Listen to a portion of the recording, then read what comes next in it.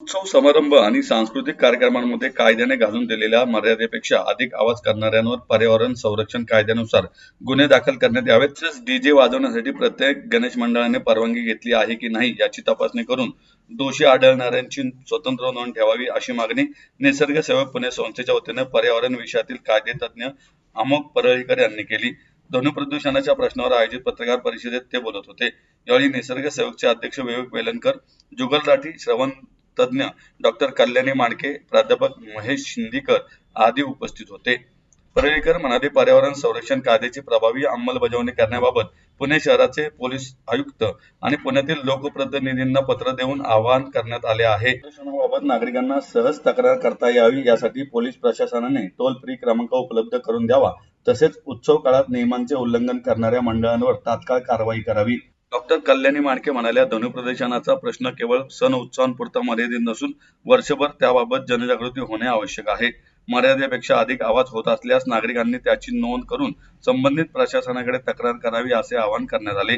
विवेक वेलणकर म्हणाले, पोलीस प्रशासनाने ध्वनी प्रदूषणाबाबत तक्रार केंद्रे सुरू करावीत. अंमलबजावणी त्याची झालेली दिसत नाहीये. काय येते तर तुम्ही तक्रार स्वीकारणं बंधनकारक आहे. ऑथॉरिटी पोलीस कमिशनर किंवा डेप्युटी सुपरिटेंडेंट ऑफ पोलीस किंवा त्या दर्जाचे अधिकारी आहेत.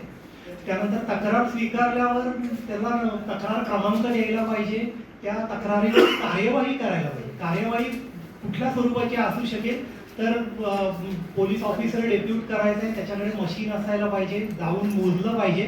सगळ्यात आधी खात्री करायला पाहिजे की परवाना लावण्यासाठी ती नसेल तर तत्काळ त्याचा वापर थांबवायला पाहिजे. समजा आहे म्हणजे आपल्याला माहिती की 4 झोन्स केलेले आहेत आणि त्याप्रमाणे ध्वनीची मर्यादा नेमून दिलेली आहे. त्याच्यावर आवाज जात असेल तरी हे करणं अपेक्षित आहे.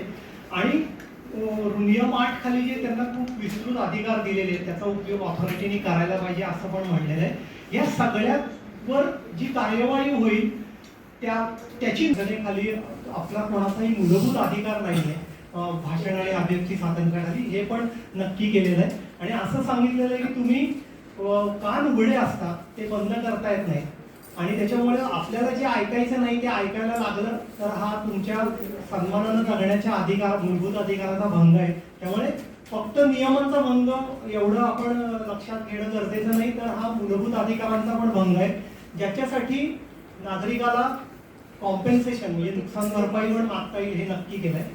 ऑथॉरिटीवर बंधन आहे नियमांच्या खाली की ते